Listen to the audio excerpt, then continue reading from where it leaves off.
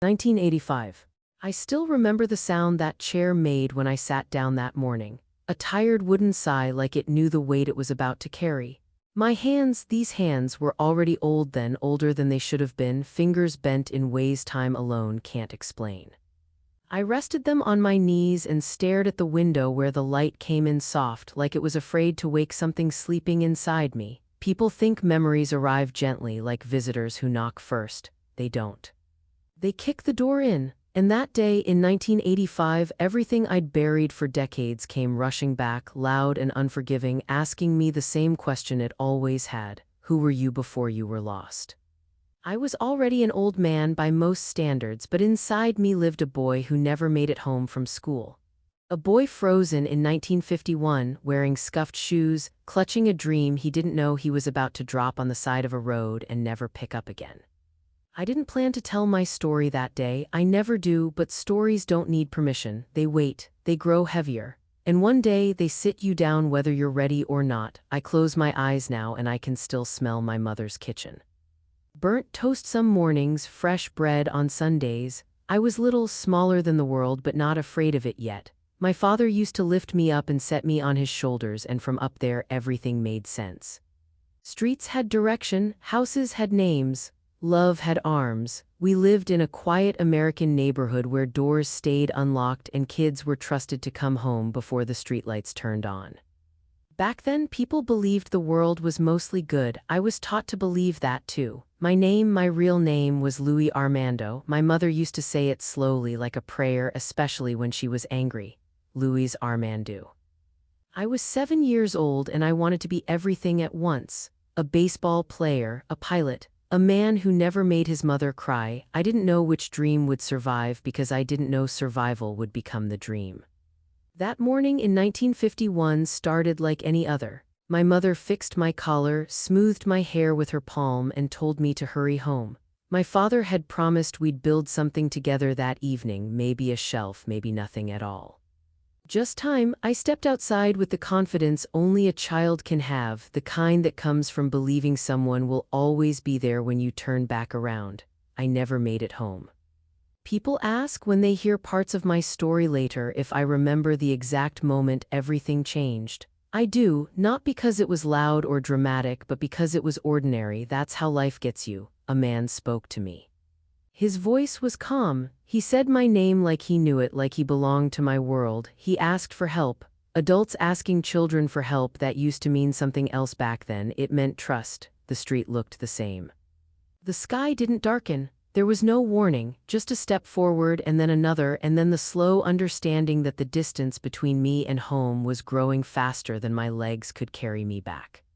After that, time stops behaving normally. Days stretch into years, faces blur, names disappear. I remember crying until my chest hurt and then crying some more because pain was the only proof I was still me.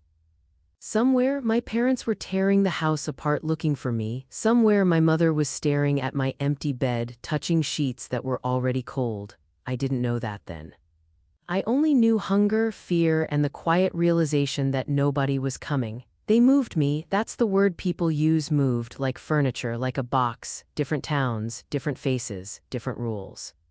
I learned quickly that survival meant listening more than speaking, remembering less than forgetting. You don't ask questions when questions get you punished. You don't cry when crying makes you weaker. Childhood didn't end for me. It was stolen, clean, and quick, like a wallet lifted from a pocket. There were nights I slept on floors and nights I slept outside. Nights where I watched stars and tried to convince myself my parents were looking at the same ones. I held on to that thought like a rope. If we were under the same sky, maybe I wasn't completely gone. Maybe love could travel that far. By the time I realized no one was looking for Louis Armando anymore, I had learned another name. Then another. Each one fit worse than the last, like shoes too small, but I wore them anyway. You don't correct the world when the world feeds you. You accept what it gives or you starve. There were moments, small ones, that saved me. A woman who slipped me an extra piece of bread without meeting my eyes. A man who taught me how to fix an engine and never asked where I came from. Kindness doesn't always come with explanations. Sometimes it just shows up, does what it can, and leaves before you can thank it. Those moments kept the boy inside me alive even when I tried my best to forget him. In my teens, anger became my companion. Not the loud kind, the quiet kind that settles in your bones. I worked, I moved, I stayed invisible. I told myself that if I didn't look back, the past couldn't hurt me. That's a lie people tell themselves when the past already owns them. By 1985, I had built a life that looked normal from the outside. A job, a place to sleep, people who knew me by a name that wasn't mine. I laughed at the right moments, I nodded at the right times. But some nights, I'd wake up reaching for a face I couldn't remember clearly anymore. My mother's voice had softened in my memory like an old recording played too many times. That scared me more than anything. Not the pain, but the fading. That morning, sitting in that chair, I realized something I had avoided for years. Surviving isn't the same as living, and living without knowing where you belong is just a slower way to disappear. I didn't know then that my story wasn't finished. I didn't know that the world I thought had forgotten me was quietly remembering. All I knew was that I was tired of running from a boy who just wanted to go home. If you're listening to this, if my words feel heavier than usual, stay with me, because what comes next is the part I never thought I'd live long enough to tell. And before this chapter ends, let me leave you with this: hold your people close. Say names out loud, tell your stories while you still can, and if you believe stories like mine deserve to be heard, remembered, and shared, don't turn away. Stay, listen, and help carry this story forward. 1955. I was 13 the first time I understood that the world didn't owe me a thing. I had been shuffled through families, homes, towns, living under names that weren't mine, under roofs that smelled like strangers. I could no longer remember what my mother's hands felt like on my hair or the sound of my father's voice calling my name. The world I had left behind was already becoming a ghost. And ghosts have a cruel way of shaping who you are without letting you touch them. By then, I had learned to speak carefully. Words could betray you. I had learned to move quietly, to hide in plain sight, to eat what was offered without asking questions. Hunger, cold, loneliness, they were constant companions, but I was stronger than I knew. Survival had sharpened me, but it had also hollowed me. I looked like a boy, but I carried decades inside me. I remember one winter I was working in a small garage fixing engines for a man who didn't care about my age or my story. He was rough but fair. He once told me, "Louis, or whatever your name is, you've got hands that can make things work. Don't waste that." I smiled because I had no right to smile, no right to feel hope. But even in those small smiles, the boy I had been, Louis Armando, was still alive, buried under layers of fear and obedience. There were nights I would sneak outside and stare at the stars, trying to imagine the people who had once loved me. I would whisper into the darkness, "I'm still here, I haven't forgotten." Sometimes, the wind would carry my words away, and I would imagine them reaching my mother, reaching my father. It was the only bridge I had left to my past, but life has a way of testing even the strongest hearts. At 14, I was beaten by the family I lived with for a mistake I didn't even know I had made. I learned to keep my head down, to endure silently. Pain had become a teacher, loneliness a companion. And yet, amid all of this, I discovered fragments of kindness. A neighbor who slipped me a warm coat in the dead of winter. A teacher who refused to mark me absent even when I had no proof of being in school. These moments reminded me that the world wasn't entirely cruel. Even in the shadows, light can find its way. Teenage years brought the harsh realization that trust was a currency I didn't possess. I had no one to call family. The word home had lost all meaning, and yet the human heart, even when battered, searches for connection. I made friends, temporary ones, boys and girls who laughed like the world was theirs, who didn't know pain the way I did. We would share scraps of food, stories of imaginary families, and dreams of a life that didn't belong to anyone yet. It was fleeting, fragile, and beautiful. I learned to protect myself, to grow tougher with every rejection. Every no and every door slammed in my face was a lesson in resilience. I didn't know it then, but these lessons were preparing me for the life I would never expect, the life that would one day bring me back to my true beginning. I remember walking down a frozen street one evening, my hands in my pockets, listening to the sound of snow crunching under worn shoes. A man, tall and quiet, approached me. He didn't ask for my name. He didn't care about my past. He offered me work at his small shop, promised me a warm bed, and for the first time I felt a strange mixture of relief and fear. Relief because I had food and shelter. Fear because I had learned that every kindness came with strings, but I accepted. You take what the world offers when it is the only thing that keeps you alive. I spent years in that little shop. I became good with my hands, fixing anything that was broken. I learned about engines, machines, and the way people's lives can hinge on a single tool. I became reliable. I became invisible. And slowly, the boy who once believed in fairy tales began to build a man from the shards of his stolen childhood. And yet, even as I built a life, there was a hollow that never filled. I would hear children laughing outside, hear mothers call their sons, and I would imagine my mother calling my name. Louis. I would imagine my father's booming voice scolding me for running into the street. I would imagine their tears, their despair, their search, and I would weep quietly in the darkness of my small room, mourning a life I might never see again. By the time I turned 18, I was independent. I could support myself, but I still belonged nowhere. I carried the names I had been given, but none of them were mine. I carried the lessons of survival, but I had not yet learned the lesson of forgiveness. Most of all, I carried the boy inside me, Louis Armando, the boy who wanted nothing more than to go home. If there is a lesson I learned in those years, it is this: survival is not the same as living, and being alive is not the same as being free. You can breathe without air, you can smile without joy, and you can exist without belonging. But hope is a stubborn ember that refuses to die, and as long as it burns, the story is not finished. I still did not know how my story would find its ending, but I knew the ember was alive. It whispered to me in quiet moments, reminding me that the boy I had been was still in there somewhere, waiting to be found.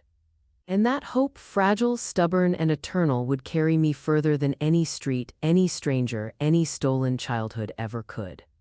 1965. By the time I reached my early 20s, the world had hardened me into something both stronger and lonelier than I ever imagined. I was no longer the scared boy who clutched at scraps of kindness. I had learned to carry my life in my own hands, to trust only the work I did and the small circle of people who had proven, somehow, that they could be counted on. And yet, even with every lesson of survival ingrained in my bones, there was a hollow that no accomplishment could fill. A hollow left by a mother's arms I had never again felt, a father's voice I had not heard in over a decade. I had taken on a new name now, one I chose for myself in quiet defiance of the life that had been stolen from me. It was a name that belonged to no one, a name that felt like armor. I answered to it without hesitation, though inside, whenever I closed my eyes, I still whispered my real name, Louis Armando, like a prayer into the darkness. I was determined that even if the world had stolen my family from me, it would never steal my memory of them. Work consumed my days. I fixed engines, rebuilt broken machines, and sometimes, when the shop was quiet, I would sit back and imagine fixing my own broken life. I learned that labor could be medicine, that the rhythm of work could quiet the storm inside. And in those quiet moments, when the sun slanted through dusty windows and lit the shop like a halo over the tools I held, I would allow myself to remember, briefly, painfully, the house I had lost, the streets I had wandered, the mother who had called my name in vain. Friendship became a careful experiment. I learned to offer pieces of myself sparingly, to trust slowly. There was a boy I met at a gas station one afternoon who reminded me of my own youth, the same spark of curiosity, the same untamed energy. We became friends, brothers in the silence of shared survival, though I never told him my story. How could I? To speak of loss so immense was to risk the fragile world I had built from my scars. Love came quietly, a hesitant guest in a life filled with vigilance. I met her in the summer of 1962, a woman whose laughter could cut through the weight of years, whose eyes held patience and a gentle understanding. She never asked about my past, and I never told. We built a life together slowly, brick by brick. I worked, she taught, and together we created a small pocket of warmth in a world that often felt indifferent. For a time, it felt like enough. But the past, oh, the past never stays silent forever. One evening, walking home under the dim glow of streetlights, I passed a playground where children played. Their laughter was sharp, piercing, as if it were meant to remind me of every year I had lost. And there, on the swing, I saw myself, or the boy I once was, laughing freely, without fear, without hunger, without loss. I stumbled away, the tears warm against my cheeks. I realized then that no amount of love, no matter how complete, could fully replace the family I had been born into. I tried to bury the memories, tried to replace them with the life I had built. But sometimes, when the house was quiet and the night thick with shadows, I would hear my mother's voice in the wind, calling Louis, and I would rise from bed, breathless, searching for a door that didn't exist, for arms that had been gone for decades. Those moments, fleeting and painful, reminded me that time had not erased love, it had only stretched it thin like an old photograph fading in the sun. By 1965, I had become a man shaped by both loss and resilience. I had a home, a family of my own, a life that many would call complete.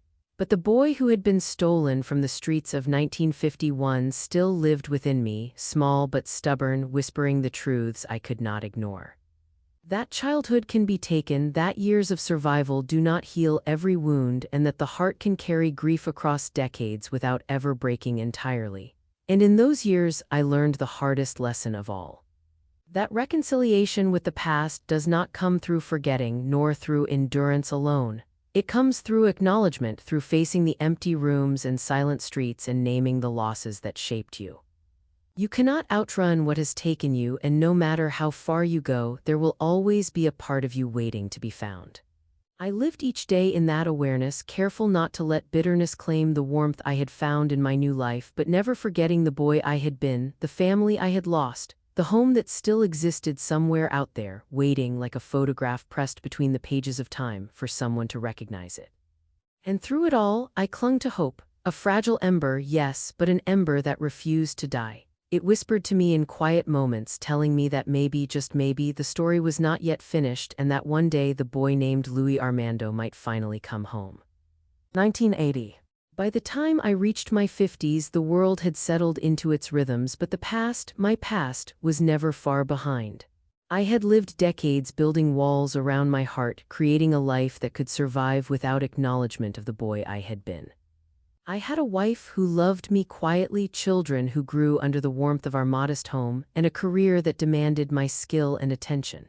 And yet, every quiet moment carried a shadow, every glance at a photograph or a child laughing in a street reminded me of the years stolen from me.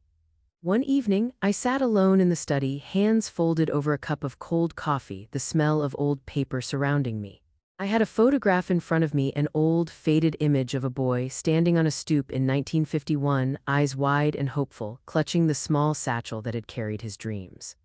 That boy was me, yet not me. The lines of the years had carved into my face, yet in his eyes I recognized the life I had lost. For the first time in decades, the memory hit me not as fragments or fleeting shadows, but in full clarity. Every street I had walked, every stranger who had offered me bread or shelter, every act of survival, I could trace them back to that moment, to the day I was taken. It was in 1980 that I began to notice the world changing in ways I could never have predicted. Social networks were forming, newspapers digitizing stories, lost children being remembered in public archives. It was as if the universe had begun to gather all the scattered pieces of forgotten lives, offering a chance for reunion to those who had long given up hope. I watched quietly from the shadows of my home, wondering if anyone could ever find the boy I once was. If anyone could recognize Louis Armando in the man I had become. And then, the whispers of hope grew louder. I began receiving letters and messages, strange, tentative inquiries from people who had seen old photographs, whose families remembered a boy who had vanished. Each letter felt like a candle flickering in the dark, illuminating the path that had been hidden for decades. I did not respond at first. Fear, disbelief, and decades of caution made me hesitate. But the ember of hope burned quietly in my chest, refusing to be extinguished.